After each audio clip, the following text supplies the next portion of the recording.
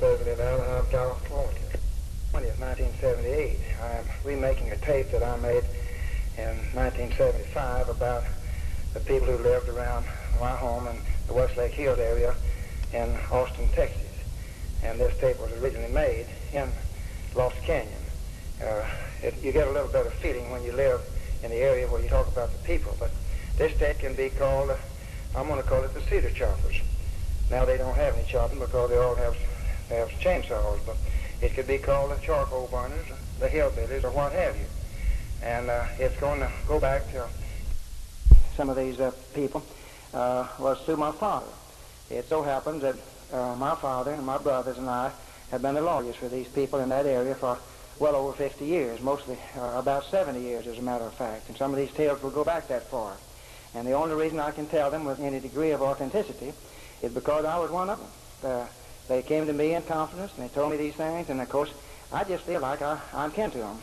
In spirit I certainly am, and they love and respect me, and I'm honored by that, and I love and respect them, although a lot of them were felons. But I don't know of anything that I would recite here that happened except murder.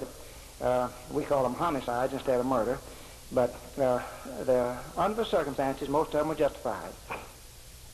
The area that's taken in where these people lived, and where I have lived for the last 50 years, is between Zelka Park on the east and probably the Commons Ford Road of the old Nike site on the west, up and down the BK Road. And this land was rugged. It was a fierce land to try to make a living on. You couldn't make a living, really, with anything but your hands, and many of them, most of these people never had more than 1 or 2 days education. They went to school any longer than that. Their education came in the woods. But they knew more about lawyers, and they needed lawyers more than they needed doctors, because very few of them ever died natural deaths. If they were shot, well, they died immediately, and they didn't need a doctor. But they were, most of them, kinfolks. And so I will get on with the story now and wade right on into it, one character after another. I will begin on the west end of this area. It's where the Teague family lived, one of the Teague families, and that was the irony of it is that was where the first educational institution in this area was located. It was way back in the early days called the Bruton Spring School, and it's a little old box-looking thing. It was about 15 feet by about 10 feet, just big enough to get in out of the wind, and they called it the Snuff Box School. The Patterson lived on Barton Creek there, and right just down the creek from the Teagues. And Richard is my age. He told me about 3 or 4 years ago that they called it the Snuff Box, not because of the shape of the thing and the smallness of it, but because most of the kids who went to school had dip snuff. And so that was the west end of this place. Now later on, they moved the school down to where they called Eanes School, where the present Westlake High School in that area, and where the Eanes School is located. And there's an Eanes family. Mr. Robert Eanes gave a little piece of ground down there on the Marshall place, on the east end of the Marshall Ranch, to a school, and so that's where the school was later moved to. And I will tell something when I get down to Homertig about how we disposed of the Bruton Spring School and furnishings such as that when we abandoned the use of it. The components of the Teague family that I'm going to talk about first were that they lived on, I think their land run on both sides of the BK Road up on the west end, right about where the Commons Ford Road turns off of the BK Road now. And there was the old man I only met one time. He was quite elderly at the time that I first moved up there in 1928. I started roaming around up there. And his oldest boy was named John Teague. And then he had the second boy was named Tom Teague. And the third boy was named Homer Teague.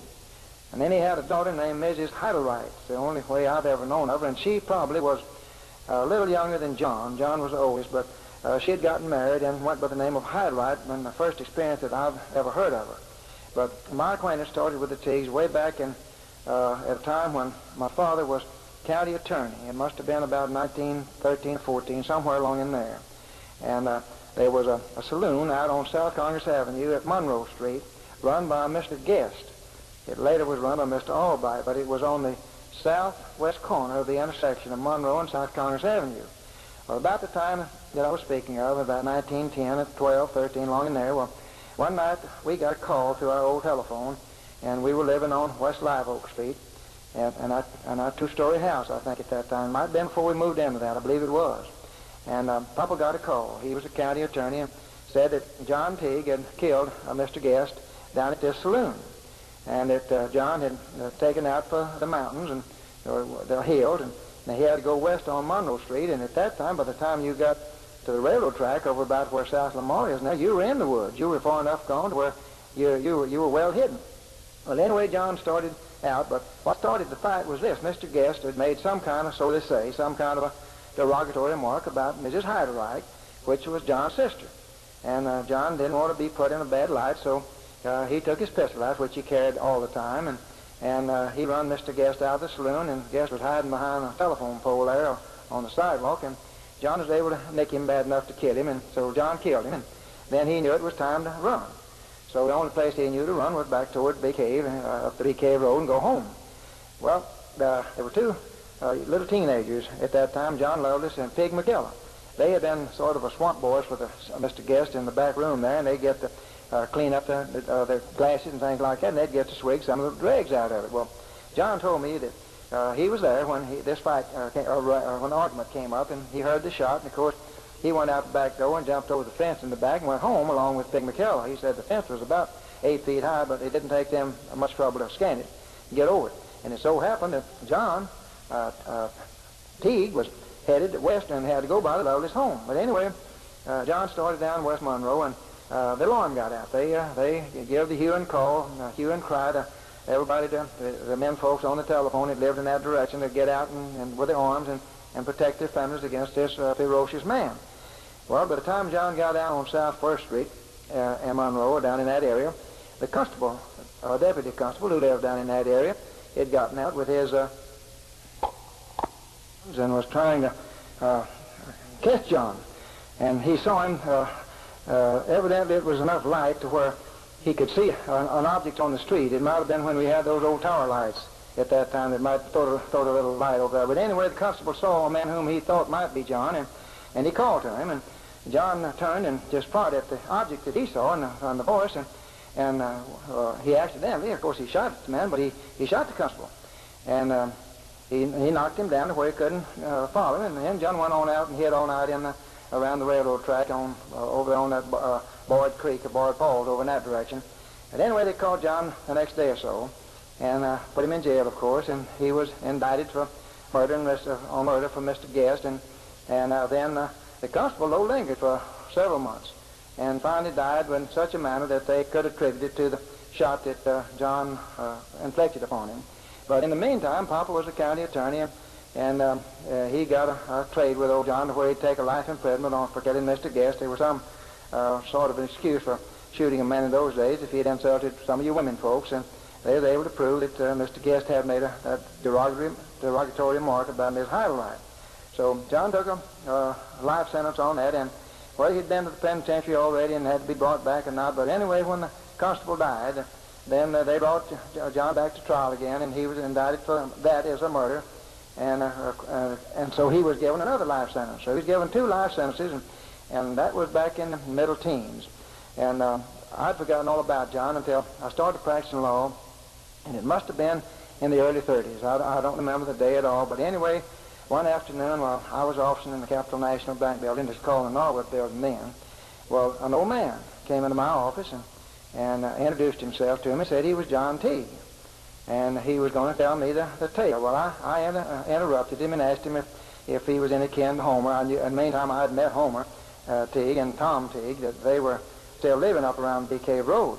So he said, yeah, he was the John Teague that had killed Mr. Guest, and my father had sent to the penitentiary when he was county attorney, and said that he'd gotten out, he'd gotten served enough of his sentence to where he was given a pardon, and that he was on an old age pension. He was receiving an old age pension at that time, and living down on East 2nd Street with this same sister, Miss Heidelreich. She was still living, and John said he was living down there with her, and that he had, about 2 or 3 days before that, his pension check had come in, and Mrs. Heidelreich had a sweetheart that was living there with him, and so John got drunk. He got him a flask so he could imbibe a little bit and get his mind off of his worries, and when he went to sleep under the influence of liquor, well, Mrs. Heidelreich and their boyfriend went through his pockets and got the balance of his pension check out, and reduced the money, and they left. Well, in 30 or 40 minutes, John woke up enough to where he knew that he had been robbed by his favorite sister. And So he got his shotgun. He had some birdshot in it, or might have been buckshot, but anyway, he had a double-barrel shotgun. And so he went from off up on 6th Street. He knew that what had happened. He knew that they'd taken his money and that they'd probably been one of these little old bars on East 6th Street. So it must have been after Prohibition had gone out. So John went off up and roamed around up there, and he couldn't find them, so he started back home. And in those days, where Highway 35 is now, was just a big old wide East Avenue. It's about 75 or 100 feet from east to west across it. So John was walking home on the west side, right where El Mat Cafe is now. And he happened to get behind a telephone pole, and he looked across the street, which is about, like I say, 75 feet over there, and he saw this old boy that he thought had stolen his money. And the old boy hadn't sighted John yet, so he got behind the telephone pole, so John did, and he leveled off with his shotgun and shot this old boy. And, of course, as soon as the guy saw him, well, he knew that he's dead. The bullet was, it pressed his skin and burned him, and he figured he was going to die, and he knew John never missed a shot. So, anyway, he run off up and filed on him for assault with intent to murder, and they had John in jail. Now, how he got out, I don't know, but he told me that this was what happened, and he had that complaint against him, and he wanted to know if I would represent him in the case.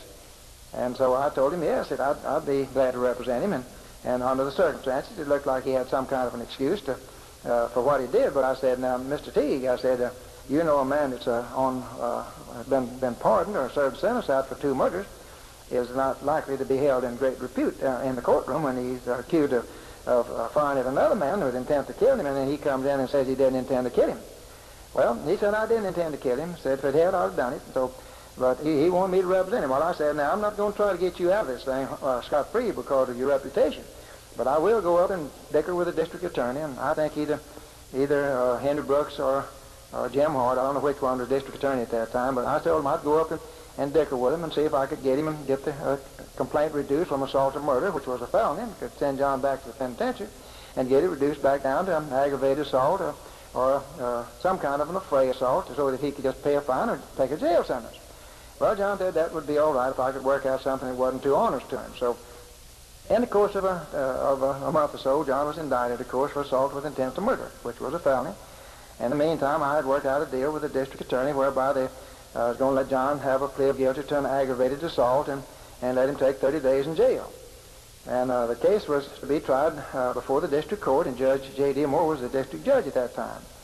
And so we got up to the trial of it, and, of course, the procedure was that they'd read the indictment, and then I would get up and tell the court that my client was going to plead guilty, and then the district attorney would recommend that instead of finding him guilty for the felony, he would just find him guilty of aggravated assault, which was a lesser offense, and give him a jail sentence.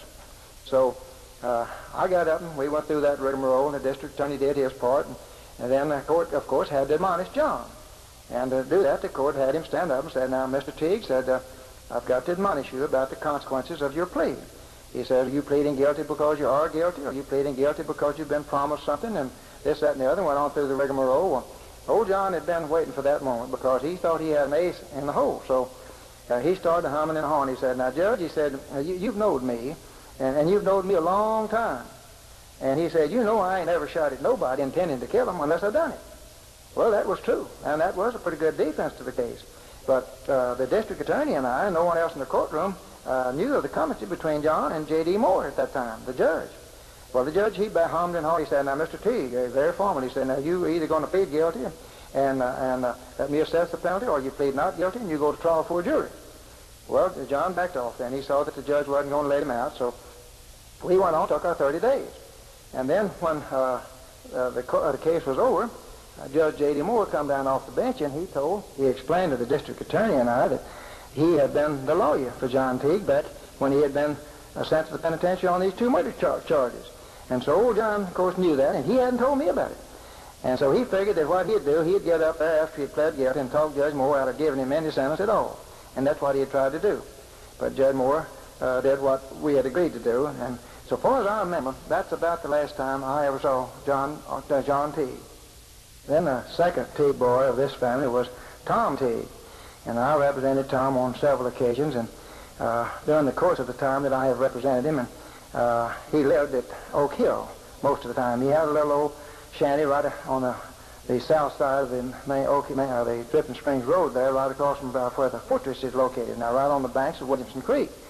and that was his home. And so I'll go back to the beginning, though, and tell what he told me. He said when he was a little boy, a teenager, that he lived with his father up there on Barton Creek, and of course the only entertainment they ever got was to come to town on Saturday, and said that he would come down to town and they'd hang around between 1st and 2nd Streets. That's as far uptown as these mountain boys ever got.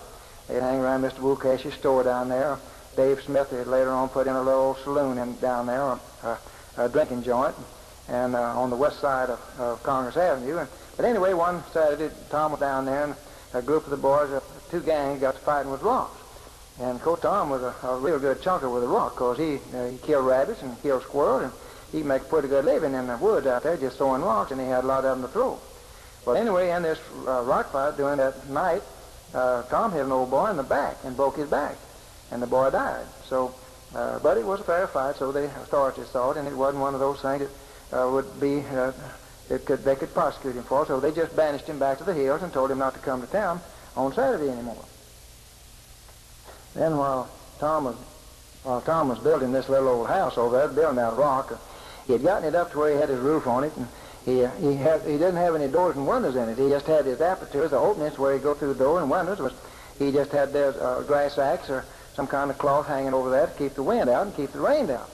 But he was in the bottle and bone business. He'd pick up bottles and the rocks and different things that he could sell, and he saved every nickel he ever made. And so he was living there in this little old ramshackly little old room, and he had an idea that one of his neighbors over there, one of the Stark boys, was going to rob him, so try to burglarize him. And Tom accumulated a whole sack full of fruit jars. And in those days, I think they used it to put whiskey and such as that in, but I don't remember Tom ever doing any bootlegging. But anyway, Tom had his shotgun under his bed there in this little old house shanty, and so one day he'd gotten away from home for about 30, 40 minutes, and when he came back in his house from the east side, he noticed his sack of fruit jars. It was leaning against the wall on the west side of his room. It disappeared. And he knew immediately that this old Stark boy had come in and stolen his fruit jars, and so he grabbed his shotgun out from underneath the bed, and it was loaded with buckshot, had 2 barrels. And so he run out there through the door on the west side, which just had a grass sack over it, and sure enough, he saw this old Stark boy just about getting to the creek, just about 100 or so feet away from him, or maybe 200 feet away from him, far enough to where it wasn't a fatal shot when he cut down on him. But anyway, he cut down on him with this buckshot, and of course, this old Stark boy knew that he's dead. When the bullets, they penetrated his skin and his head and bumped him around, and so he dropped the fruit jars, and he run off down into the creek bottom, and then got over east of the road somehow or another and walked to town. Fast as he'd get there to report Tom, try to get Tom put in jail till he could cool off, because he knew Tom was going to follow him if he went home and going to kill him. Well, anyway, Stark went in and told the law that he was, I think Jim McCoy was deputy sheriff. He told him that Tom had just, for no cause at all, had shot him. And he wanted to file a complaint against Tom for assault with intent to murder. So he filed it, and of course the law went out in due time, and they arrested Tom and brought him in the town and put him in jail, and Tom called me and wanted me to represent him. And he told me the story I've just recited here, and I told him, I said, well, Tom, you had an excuse for that, and I'll talk to the district attorney, and I think under the circumstances that he'll reduce it down to simple assault or something that you wouldn't have to pay about $15 fine, and you can't afford not to do that and get out of it, and on a plea of not guilty, we'll work out a plea of some kind, and if you don't, I'll have to charge you $100 at least to represent you in a felony case if they filed on you. Well, Tom didn't want to part with that. He thought he ought to go a little further, and he ought been given a license to kill old Stark. But anyway, he agreed to go ahead and take this trade we made. And so in order to work it out, I know Henry Brooks was the district attorney on this deal, and since it was a felony case, we had an examining trial down in the Justice of Peace Court. And the deal was that Henry told me, said, you get Tom to come in here, and when we take the evidence on the examining trial to see whether to bind him over to the grand jury, you just get Tom to say that he didn't intend to kill Stark. He just intended to stop him and take his bottles away from him and his jars. Well, Tom said he'd do that, so we put him on the witness stand to prove that he didn't have any intent to kill, and that would be the gravamen of the offense. And so Tom got to telling about this story that I've just told, and the more he got into it, the madder he got, and he got to waxing eloquent. And he said, and there's old Stark, when I come out the door there, he was just about to get away, and said, when I cut down on him and he howled, he said, if the son of a bitch had have been 10 feet closer, I believe I could have killed him. Well, of course, that undid the intent, the idea that he didn't intend to kill him. Henry and I both had to laugh. Henry said, now, Mr. Tigg, if you we'll just withdraw that last statement you made, and we'll proceed on and keep that off the record. But anyway, we had a laugh about it, and they let old Tom pay a $15 fine in that instance, and he got off of that deal. But I don't think Starkey ever bothered him anymore. Then there was another occasion, and Tom and his wife fell out over something, and they accumulated $200 or $300 out in this little old house. And they had 2 children, and I represent the two, the boy and the girl. Now, the girl lives in Houston, and the boy lives in Elgin, and they still own this piece of property. It's quite valuable now, right across from the fortress out there on Oak Hill Road. But anyway, Tom and his wife fell out, and so Tom got this money. He never put any money in the bank, and never knew what bank account was, and I don't know whether he could read and write. But anyway, he had his money hid in a fruit jar, and out in the pasture there somewhere is where he kept it, hid under the bed. But when he fell out with his wife, he got a hold of the money, and she come in to see my brother Earl, and told her what the situation was, that they had this money, and Tom wouldn't give her share of it, and they was going to separate. And she had Earl to file a suit for divorce and enjoin Tom from spending in this money until the court would have a chance to divide it under the community property laws. Well, Tom come in when he got this injunction, a restraining order. Well, he came in to see me to see what to do about it. And I read it, and I told him that the court would, when they had a trial, of course, he'd have to fork the money up, and the court would divide it according to what he thought was fair. And Tom said, well, I don't have it. He said, I had that money hid out in the pasture, in the fruit jar, and said, I know that old Stark boy must have watched me, and he'd laying this on the same old Stark boy. He said, he must have watched me go out there and hide it, and I think he dug it up and he'd run off with it.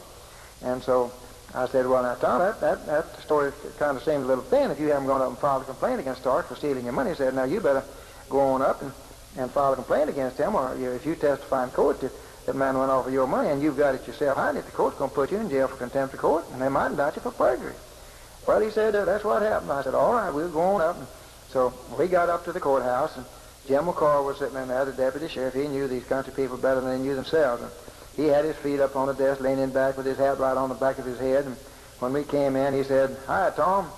And I told Jim McCall what the situation was, that Tom wanted to file a complaint for this old Stark boy stealing his money. And I didn't tell him about this injunction business, but anyway, Jim didn't take his feet down off the desk. He said, well, Tom, have you killed old Stark yet? And Tom said, no, sir. Well, Jim said, then I don't believe he stole your money, because that'd been the first thing you'd done. If you thought he stole your money, you'd killed him. And said, I'm not going to take a complaint like that. So I got Tom outside in the hall, and I didn't know as well as Jim did. And I said, now, Tom, nobody's going to believe your story. And I said, you better go get that money and bring it back in here and let the court divide it. Or if you don't, you're going to go to jail, and you're going to lose your money, too. Well, then he finally admitted that he was just trying to lie a little bit. And so he got his money and brought it in. And that way, well, I got a fee out of it. I got about $50, and Earl got $50 or $100 out of it. And the rest of it went to Tom and his wife. But then back in the WPA days, Tom had already moved away from his home place, but Homer was still living up there with his daddy. And it became apparent that the old man, Teague, was not in, and he didn't love Tom and John too well, and that they weren't going to inherit any part of the family fortunes.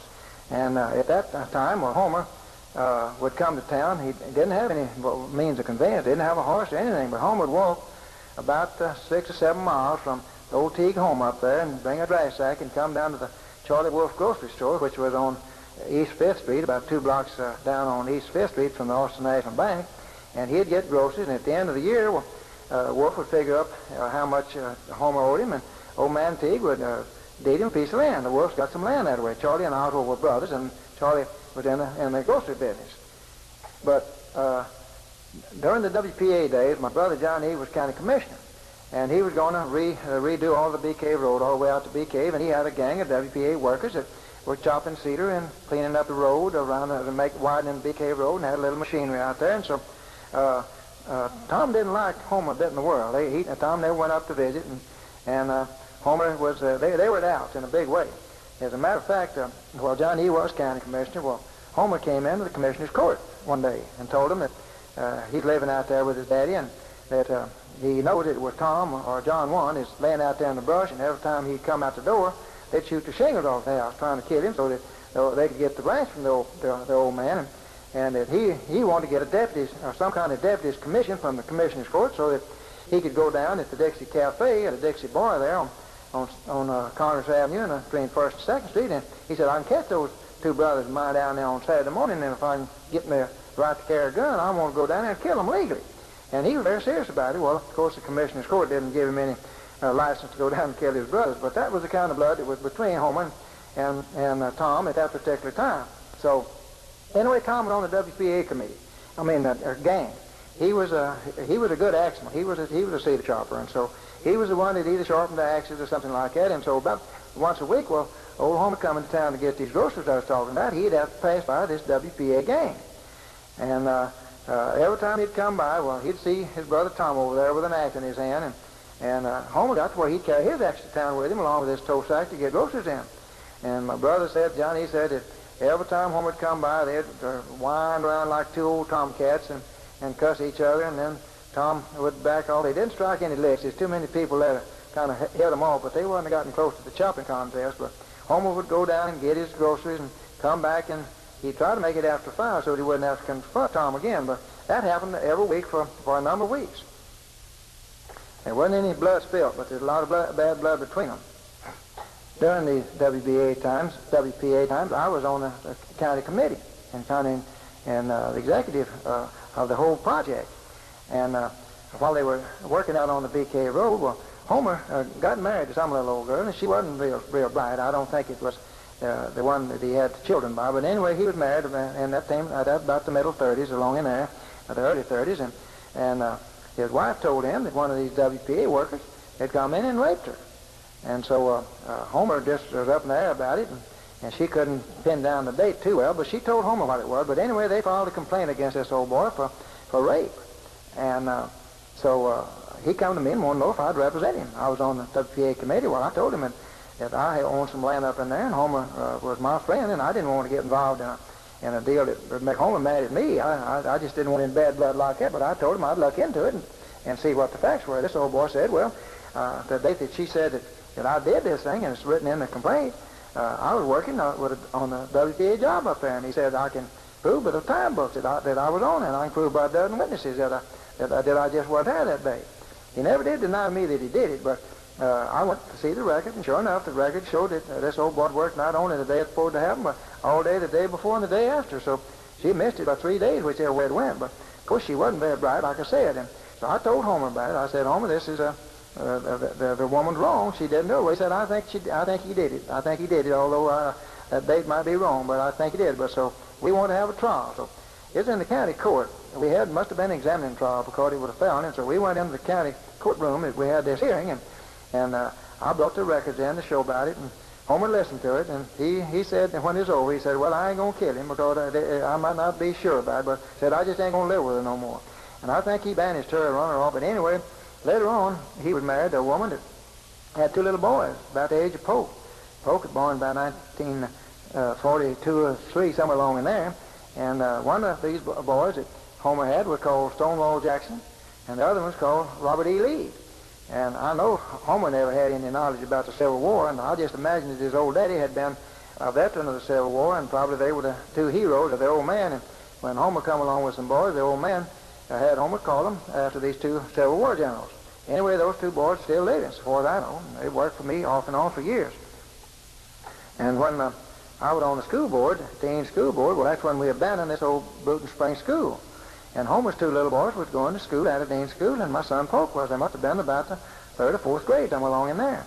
And maybe been a little further than that, but I think it's about the 4th or 5th grade, somewhere along in there. And so the question came up about what we were going to do with the building. We'd abandon it, and Homer just said, now, we gave you the land, and the agreement was that when you quit using it for school, then the building belonged to us.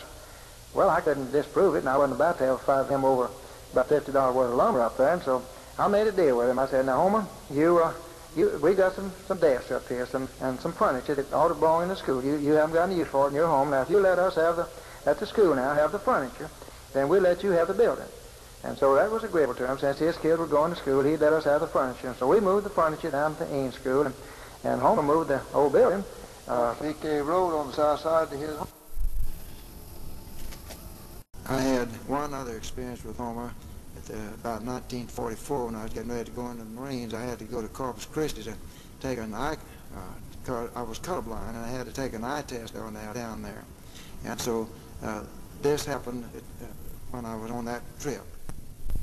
test just about my age, see how bad the world was reference to being colorblind.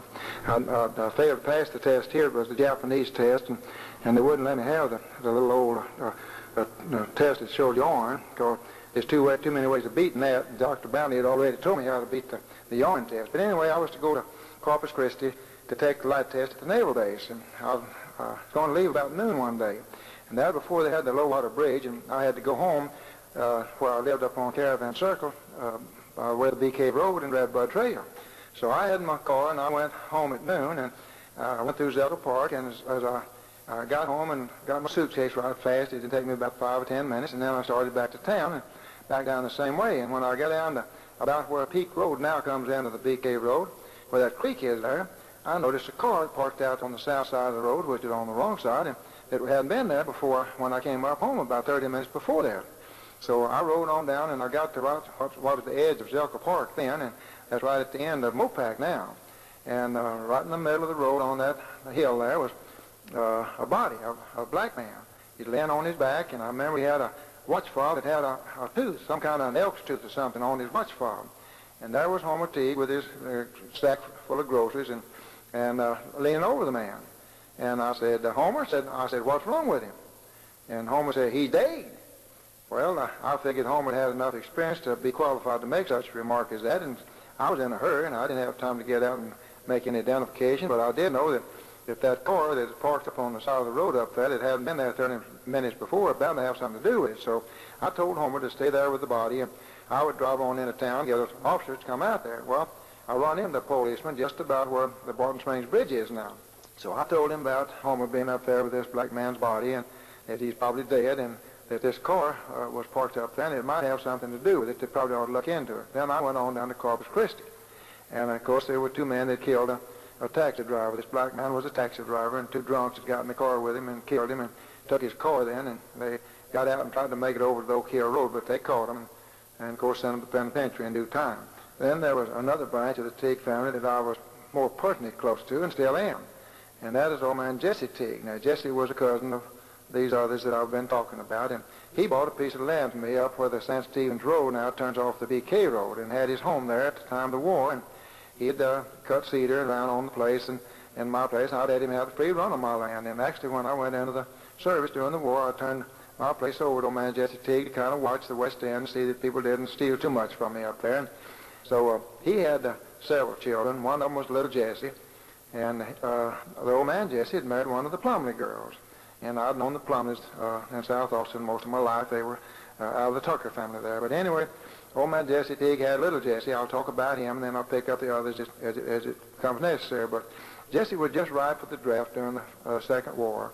And he was picked up about a year or so before I went into the Marines in 44. And Jesse had shipped over to Europe because he was a pretty good shooter to start with, and he didn't take a lot of training to teach him how to shoot a rifle. And so he went over to Europe and fought the whole time there, and on D-Day they put him on the first boat going to Asia, and he fought the rest of the war in Asia. And, poor little fellow, he didn't know where he was any of the time that he was fighting. He didn't know Europe from any other place, and didn't know Asia, and he didn't have any idea what he was fighting for, although he had pretty good grub. But he came home in due time and after the war, and of course he had battle fatigue, and he was entitled to battle fatigue if anybody ever was.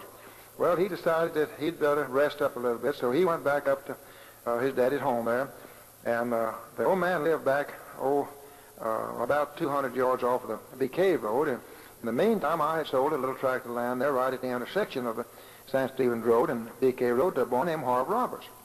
They were cousins to the Teagues somehow or another, and Harv was working at the university in some kind of a mechanical job, and he had built in his little house like Tom Teague did. Those people all did their own rock work and built their own homes, and Harvey had built the walls on his house and had a roof on it, but he didn't have any windows and doors in it. That's the last thing that those people always put in. And so Jesse was home from the war, and he was a little boy, so he got him a goat, one little Angora goat, and the goat was his pet, and it had a free run of the community, and of course there were no fences up there to keep her goat in, and Jesse didn't try to anyhow.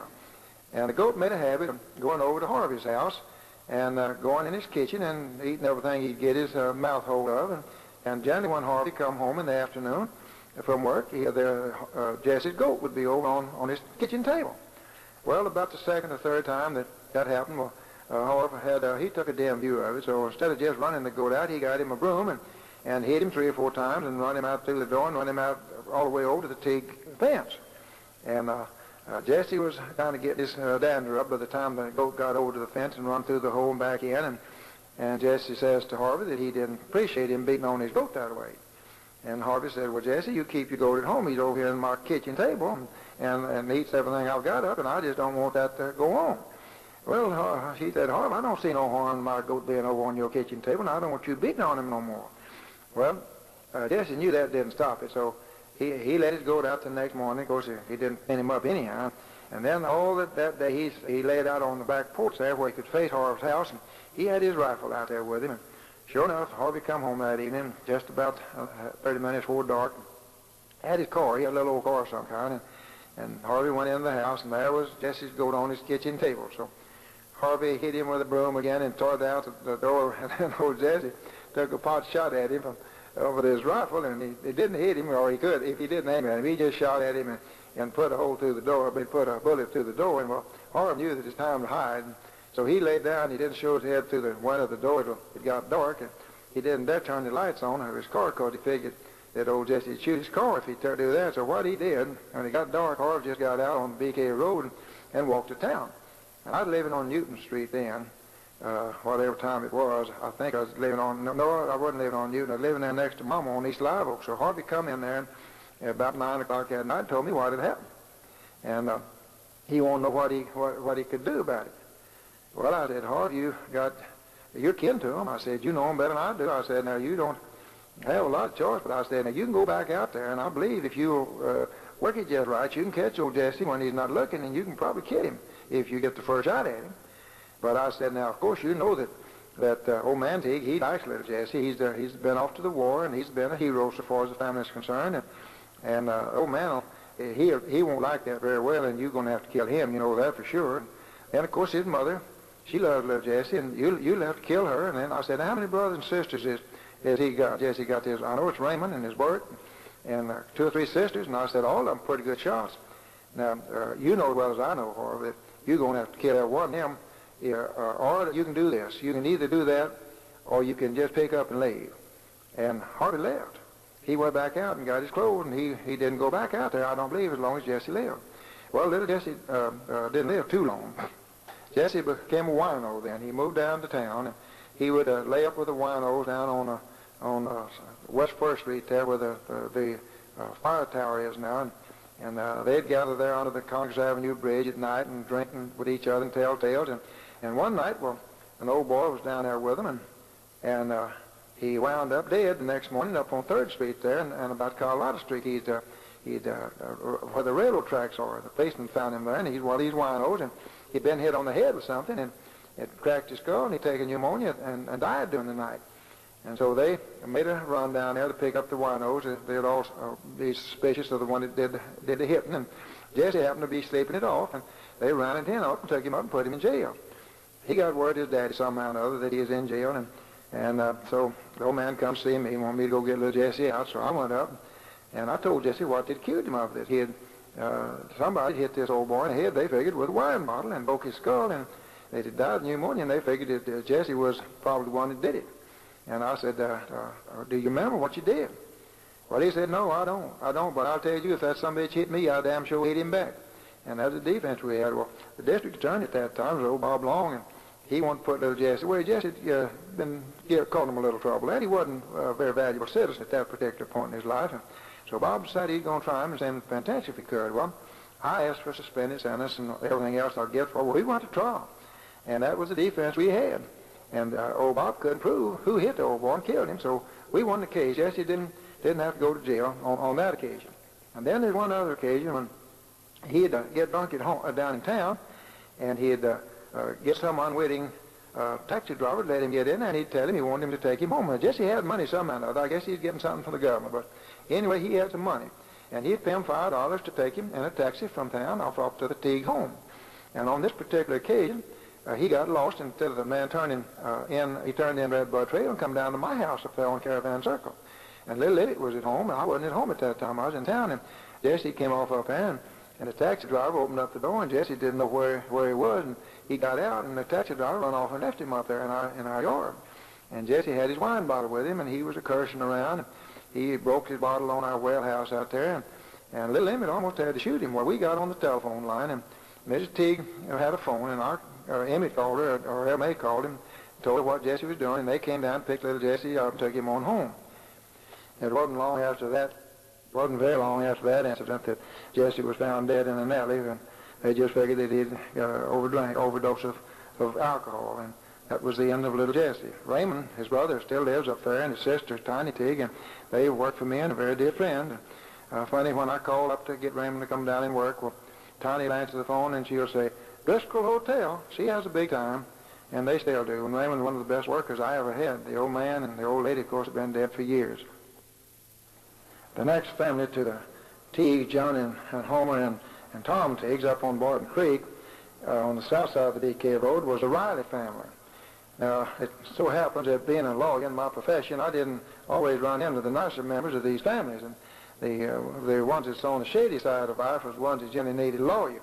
But the Riley boys, there were two of them. One of them was Tom T. Riley, John T. Riley it was, and H.B. H.B. was called Rush. I think Rush was the younger one, but he had a little more sense than John T. because Rush didn't go to penitentiary. He got caught once or twice for bootlegging, but it was always a finable case or a jail sentence. But anyway, John T., they had one of the finest sisters that ever lived, and she lived on a home place up there and raised a fine family. And I won't even mention her name in connection with the two brothers.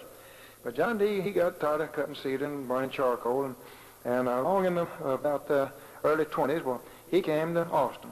I'm sure it came down there for the purpose of peddling liquor, and of course Rush was in the bootlegging business about that time and had a little old house out on the Lake Austin Boulevard where the university kids could come out and buy whiskey from him, beer, whatever else they needed. Well, anyway, John T.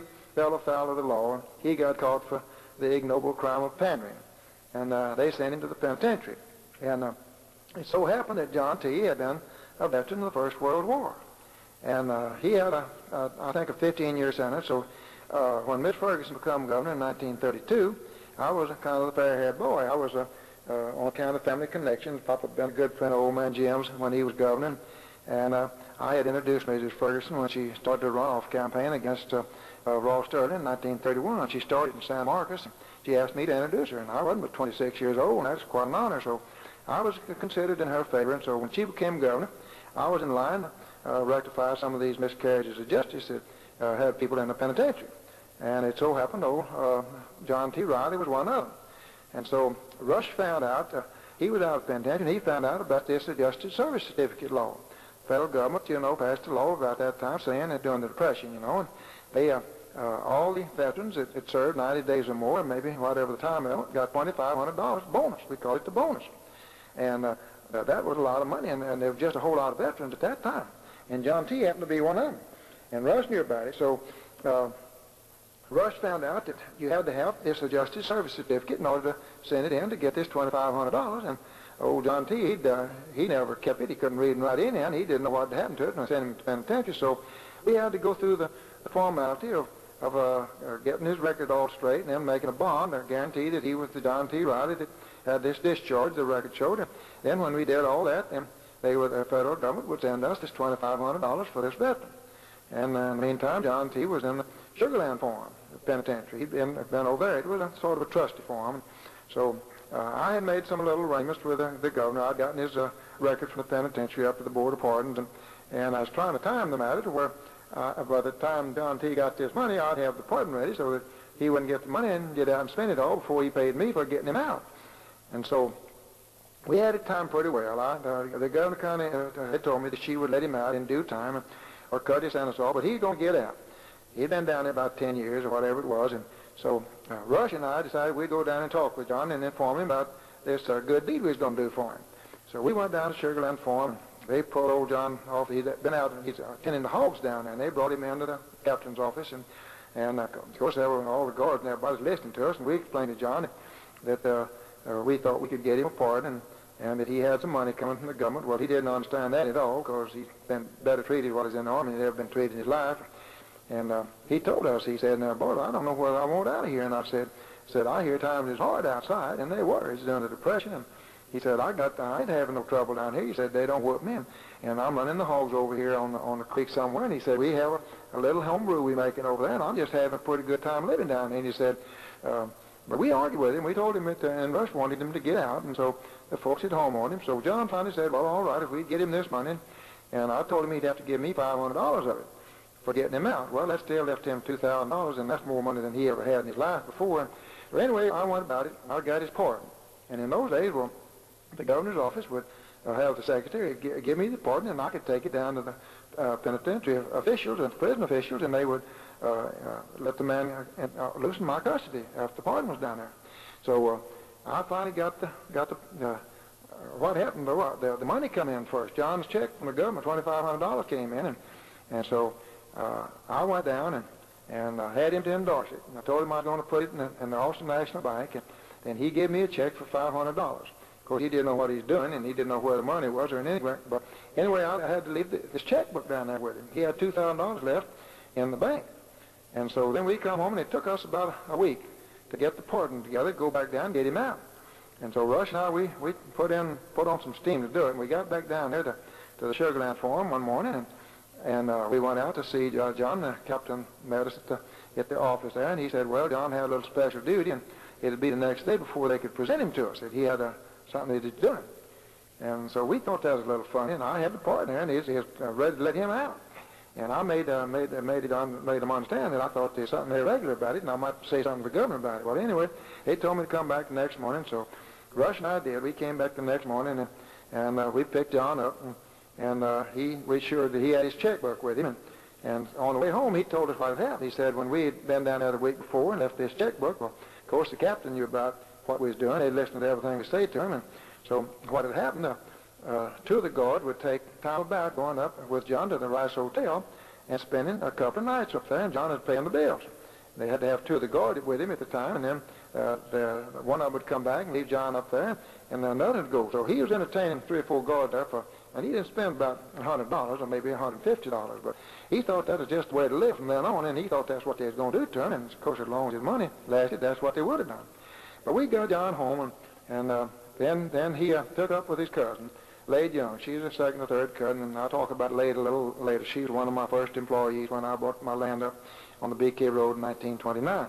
But Lade was straight that time, and so she knew cousin John T. in the wealth, and so they went off and stayed about a year. He spent it about as fast as he could throw it away, and he went off up to Wichita Falls and rented them a filling station, and of course he run through his money as fast as he could. And about a year later, well, he came into my office one daylight afternoon, and I had some other customers in there waiting on me, clients, and so I let John come in finally. And John said, Mr. Shelton said, you know that money you got from me last year? I said, yeah, John, I remember that money. Why? He said, well, if you get me some more of it, I'll give you half of it. Now, that's how little he knew about him getting and what that money was for. And it's for service in the war, and he had no more idea where it come from, and of course that made it easy go, too. I might mention about Rush. Rush is, when doing the bootlegging days, old man Jim Quinlan was Deputy United States Marshal. And whenever he'd get bored about trying to catch a bootleg, he'd just go out and get old Rush, because Rush would sell to anybody. And Mr. Quinlan finally told him one day, I was down examining the trial representing Rush, and Mr. Quinlan told Rush, said, Rush, you just don't have enough sense to bootleg. He said, I was out at your place this morning with a cap on, and you sold me some whiskey, and you returned your loose on the bond. You went back out there, and this afternoon I went out with a hat on. That's the only change I made in my appearance, and you sold me some more. He said, you just don't have enough sense to be a bootlegger. Well, anyway, Rush lived till about 2 years ago. I remember when he died. And then John T. Joyce has always been one to want to look around these old cemeteries. And there's an old cemetery right at the back of Eanes School, right close to where the church and the school buildings are now. That was the old Eanes Cemetery. And we were down there one day for some purpose, and Joyce wanted to go back in and look at these old tombstones. And lo and behold, there was a brand new one from the government. And it had John T. Wright on it. So John had died, and he's buried down there in the Eanes School place. As you come further east then, you pass the launch track, and then you come into what's known as the Thurman Hill. That was a 50-acre tract of land that the cave road runs through it now, and had a little old house on it. And Pearl Brusk had originally been married to a man named Thurman. Now, the Pearl Brush was one of the Tucker girls. Old man Tucker and his wife had several daughters, and I'll mention as we go along who they are. The Short boy's mother was one, and the Reese and Pierce boy's mother, Ann Pierce, was a Tucker girl. And old man Jim Plumley's wife was a Tucker girl, and there were 4 or 5 of those Tucker girls, and those families were all kin to each other on account of that connection. But anyway, Pearl Brush had married this fellow Thurman, and she had a child by him, and there was a boy named Ernest Thurman, and Ernest was about, I'd say, 5 to 10 years younger than me. And when I first started working out there in 29 and 30 buying land, well, he came to me and wanted to trade me his 50 acres of land. His mother was married to Albert Busk at that time, and she wanted Ernest, he was bootlegging, and she wanted him to put in a little dance pavilion across from on the south side of the Bee Cave Road, about where Knollwood is now, the street Knollwood is. And so they're going to trade me this 50 acres of land for $50 worth of lumber that I had credit for down at the Calcasieu Lumber Company, and they did. I got 50 acres of land with a house on it for $50 worth of lumber, and that was a good bargain. But anyway, I got acquainted with Pearl Brusk, and her Pearl's sister was laid young, I believe. No, she wasn't laid young. It was a niece. But anyway, I want to tell about Ernest Thurman. At the time I first met them, the first time I run into them, I was still going to law school, so it must have been about 27 or 28. And one afternoon, Albert Busk came over to our home, and Papa was home about 5 o'clock, and Albert said that he had just killed one of the young boys. But anyway, on this particular occasion, Albert Busk and Pearl lived on Evergreen Street, which is a little street that runs just east of where Lamar Street is now, just about where West Mary comes out on that. And Ernest was his stepson, and Ernest had a bad habit of when he run out of money, well, he'd come out and threaten Albert to make him give him some money. And Albert was a very industrious man and always worked hard, and Pearl Brush did too. They worked hard and they saved their money, but Ernest was a spoiled child, and so on one occasion he had an old Model T Ford without any top to it. And there's no boy named Jim Young or Tom Young. Well, I'll take up the whole Young family in a little while, but a name that doesn't make any difference. I'll get them straightened out later on. But it's either Jim or Tom Young was going out there with Ernest Thurman to talk to Albert. So he told the young boy, and he got out there. Well, Albert, the background was that Albert had been threatened by Ernest, and he said that he was going to come out there and kill him. So Albert had his shotgun right inside the door, so that if Ernest ever come out there, well, he could get out and take a shot at old Ernest, and he'd have a fresh shot with him, because Ernest was really a good knife man. Ernest was great at cutting people up, and he'd cut up several people, and Albert knew he was dangerous, and that there was bad blood between them. Well, anyway, on this occasion, well, this old young boy was driving this Model T Ford, and they drove up in front of Albert's house, and Ernest got off on the opposite side of the driver, and that left Young on the side where Albert was going to be. So Ernest starts through the gate, and Albert sees him coming, and he knows that he oughtn't to let Ernest get close enough to him to cut him, so he grabs his shotgun and opens up the door, and of course, Ernest thought what was happening right quick, so he run real hard and got around on the opposite side of the old Model T Ford, so Albert couldn't shoot him. He was using the car as a barrier, and Albert cut down on this old young boy, and he'd like cut him half in two. Well, after he shot the shotgun, old Ernest, he run off out in the woods and hid that before they had the Lamar Boulevard there. So then Albert called the law, and they let him come over and talk to Papa. Papa was his attorney, and they brought the old car over there for some reason. They evidently took Young's body to town, but I remember seeing the old car. It looked like it evidently buckshot that he shot it with, because it had holes all in it. Of course, there's blood under the wheel there. And so then that's where I first heard about Ernest Thurman. And they didn't indict Albert for that, of course, because it was an assault at his home, and it was both of them were bad boys, and so they let that go. Then there was a time when Ernest had taken up a camp out on Onion Creek, on the north side of Onion Creek, right there across across the creek from where my brother Pope's place is now. And he just camping out there with 2 other boys, and the Smith boys, Gilbert Smith and the other Smith boys, lived in there at the store on the east side of Onion Creek, and they'd go down and hunt killdeer and things like that on Onion Creek on occasion. And one day Gilbert Smith was down shooting killdeer down on a little flat there on Onion Creek, and Ernest and these other 2 boys were up at their camp, and they always had rifles, and evidently, and I'm saying this from hearsay because I know what happened from what they told me, but they never did get to the law. One of them said to Ernest, I bet you can't hit that old boy down there. It's about 300 yards away, maybe further than that. And Ernest said, I bet I can. So he lifted up his .30-30 and took a shot, and after he didn't hit, he got right in the middle of the back, and he almost died. Of course, they got him to the doctor, and Dr. Will Watt was able to save his life. And of course, as soon as they shot him and saw the boy fall, these boys just took out and hid and run off and hid somewhere and hid their rifles, and so they couldn't get any evidence on him. But they found out, the law did, that Ernest's son had his camp up there, and so they just tied it into him because they knew he was capable of something like that. So they arrested him, put him in jail, and Pearl Brush was his mother, so she came to get me to go see her about her baby. So I went up to the jail, and he wouldn't tell me what he did. He wouldn't say he did do it, but he let me understand that one of those other two boys accused him of doing it, that he's going to kill him. And they knew that, so they didn't testify. I mean, they wouldn't turn state's evidence, and he didn't either. Well, they wouldn't let him out on bond because at that time Gilbert was still in the hospital, and it might have been a death, and if it had been death, it had been murder. As it was, they just filed on him for assault with intent to murder. And they had him in jail on that without bond. But after about a week, I went back up to see Ernest in the jail, and he was bent over like his back was hurting him real bad. And in those days and times, the sheriff had a habit, in order to get a confession, well, not a habit, but he had a practice of tying a defendant up by his thumbs to the rafters of the jail or some high place there where his feet just barely could touch the floor, just toes. And after he stood in that suspended position for a little while, it was a whole lot like the old rack in the imposition times.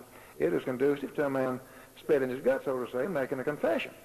And they'd confess to things they didn't do after an hour or so hanging by your thumbs like that. And I figured, I knew the sheriff was capable of doing that. And so I asked him, and I said, Ernest, well, what's wrong with your back? And he just said he had a bad back. And I said, well, did the sheriff hang you up by your thumbs to try to get a confession? And his eyes kind of narrowed a little bit, and he said, no. And he said, if the son of a bitch had, he better about ever quit being sheriff. And he meant that, too. In other words, he had a little respect for him as long as he's sheriff, but if he ever mistreated him like that, he'd have killed him when he got out, and I'm sure he would have done it. Well, Gilbert Smith got over it and didn't die, and he's living now, and Ernest not. But anyway, they couldn't make a case out with the evidence they had. They had no motive whatsoever, and so they had to let Ern go. Well, anyway, Ern took this $50 worth of blocking lumber that I traded to him for that land. He built him a little pavilion across on the Brown tractor land, which is directly across the road from the county line now. And he started selling his whiskey there and having little dances at night. And they camped there. They had a tent right next to it. And Albert Ruskin, he had made up in the meantime. And Pearl and Albert were living out there and helping them run this business. But in the meantime, Albert was working. He was a good worker. Well, it so happened that one night up the Roy Ranch, which was about a quarter of a mile on up BK Road, Rob Roy was living there with Bob Ringstaff. And they'd have a country dance out there every once in a while. And the boys would all get together and the girls, and they'd do a little bootlegging as for during prohibition times. And so Albert went over there to the dance, and so did the whole gang, and Ern was there too. And during the course of the evening, well, Ern let it be known that he'd mad at Albert. Every time he'd get to drinking a little bit, then he'd get mad at Albert because he figured he'd whip him. So he told the people that he was going to give old Albert a good cutting before the night was over, and they was going to have a little entertainment. Well, Albert knew that when Ern was drinking that he was serious about it, so he found the first opportunity he could. And he slept out of the dance and walked on down to his tent down there where the pavilion was. And he got his .30-30 rifle and he started on to town. He thought he'd go on to town and hide till Ern got sobered up the next day before he come back out there. They'd be good friends then. But Ern noticed that Albert was missing in about 15 minutes. So he got old Bill Trogdon. Bill Trogdon was kin to these people somehow or another. And Bill lived out on Onion Creek. And I used to do my airhead hunting at his farm out there. That's where the Onion Creek golf course is now. But old Bill Trogdon was out there, and he was a-drinking, and Ern missed Albert. He prevailed upon Bill to take his old Model T4, just exactly the kind of an automobile that he had gotten young killed in a few years before that. And he told Bill that he wanted to go down to the pavilion. He wanted Bill to drive him down there. Well, Bill didn't know what he was getting into, so he said, all right. And so Ern got in out their car with Bill. Bill was driving, and they got down to the tent, and they didn't run off. Ernest got out and went in the tent and found out that Albert had been there before him because Albert's rifle was gone. So he picked up his rifle, and he decided that he'd ride on down and see if he could see Albert on the side of the road walking to town, and he'd take a shot at him. So they got back in the car, and Bill drove about 100 yards down to where the entrance to Knollwood is now. And that'll be the end of this tape, and we'll turn over to tape number 3, which will be the beginning of